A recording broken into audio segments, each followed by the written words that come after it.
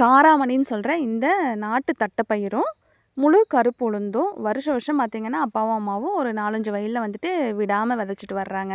இந்த வயலை பார்க்கும்போதே தெரியும் உங்களுக்கு அத்தனை புல் இருக்குது. ஸோ களைக்கொல்லி இந்த புல்லெல்லாம் சாகிறதுக்காக எந்த மருந்தும் அடிக்கலை, உரமும் போடலைன்றது உங்களுக்கு பார்க்கும்போதே தெரியும்.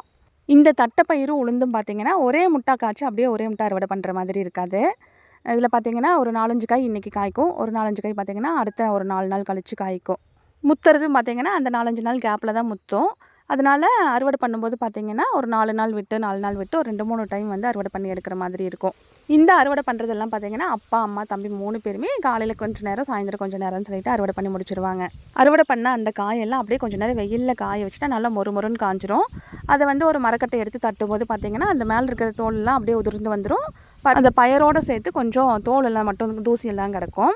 கல்லெல்லாம் இருக்கிறதுக்கு வாய்ப்பே இல்லை. ஏன்னா வந்துட்டு அப்பப்போ கையில் பொறிச்சு அப்பப்போ வந்துட்டு படுத்தாவில் போட்டு காய வச்சு எடுக்கிறதுனால கல் இருக்கிறதுக்கு வாய்ப்பு இல்லை. கொஞ்சம் இந்த பச்சை பயிரெலாம் வேணால் கொஞ்சம் கலந்துருக்கும்.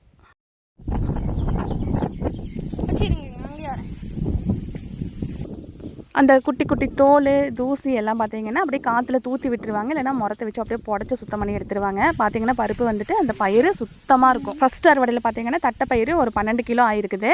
அதில் ஒரு 8 கிலோ பார்த்திங்கன்னா இப்போயே சேல் ஆகிருச்சு. மீதி ஒரு 4 கிலோ தான் இருக்குது. இனி 2வது அறுவடை பண்ணிட்டு தான் தரப்போ தான் எவ்வளோ இருக்குதுன்னு பார்க்கணும். உளுந்து பார்த்திங்கன்னா இப்போ தான் ஃபஸ்ட் அறுவடை முடிச்சிருக்கிறாங்க.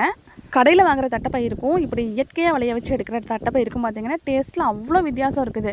குக்கரில் போட்டு வைக்கும்போது ஒரு 2 விசிலில் அப்படியே பூ மாதிரி வெந்து போயிடுது. அவ்வளோ டேஸ்ட்டு. கொஞ்சம் கூட மருந்து அடிக்காதங்காட்டி சீக்கிரமாகவே பூச்சி பிடிக்கிறதுக்கு வாய்ப்பு இருக்கிறதுன்றதுனால அப்பப்போ வந்துட்டு வெயிலில் மட்டும் காய வச்சு எடுத்து வச்சுக்கணும். அப்படி இல்லைன்னா லைட்டாக வந்துட்டு வடச்சட்டியில் போட்டு கொஞ்சம் லேசாக வறுத்து வச்சுக்கிட்டா போதும். தட்டைப்பயிரெலாம் பார்த்திங்கன்னா அப்படியே பூச்சி பிடிக்காமல் இருக்கும். இங்கே பக்கத்துலேயே லோக்கலில் இருக்கிறவங்களே பார்த்திங்கன்னா 2 கிலோ 3 கிலோ 5 கிலோன்னு சொல்லிட்டு வாங்கிட்டாங்க.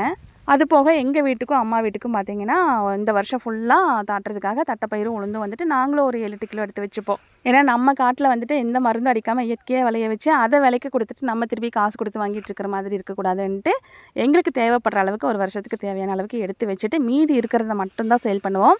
போன வருஷம் பார்த்திங்கன்னா தட்டைப்பயிறு கொடுத்த அதே ரேட்டுக்கு தான் இந்த வருஷமும் கொடுத்துருக்குறேன். உளுந்து வந்து போன வருஷம் எங்கள் வீட்டுக்கு மட்டும்தான் அளவாக இருந்துச்சு. இந்த வருஷம் மட்டும் கொஞ்சம் சேலுக்கு இருக்குன்னு நினைக்கிறேன். இப்போ பார்த்திங்கன்னா கருப்பு உளுந்தில் வந்து களி செய்கிறது, அந்த லட்டு செய்கிறதுன்னு சொல்லிட்டு நிறையா பண்ணிகிட்ருக்குறாங்க. அதுக்கு கடையில் வாங்கிட்டு அந்த கெமிக்கல் மருந்து அடித்த அந்த உளுந்தில் செய்கிறத விட இந்த மாதிரி இயற்கையாக விளைய வச்ச உளுந்தில் செய்யும்போது பார்த்திங்கன்னா இன்னமும் நல்லா சத்து அதிகம், டேஸ்ட்டும் நல்லாயிருக்கும். தேவைப்படுறவங்க ஸ்க்ரீனில் வர வாட்ஸ்அப் நம்பருக்கு மெசேஜ் பண்ணுங்கள். நான் இருக்குதா இல்லையான்னு சொல்லிடுறேன்.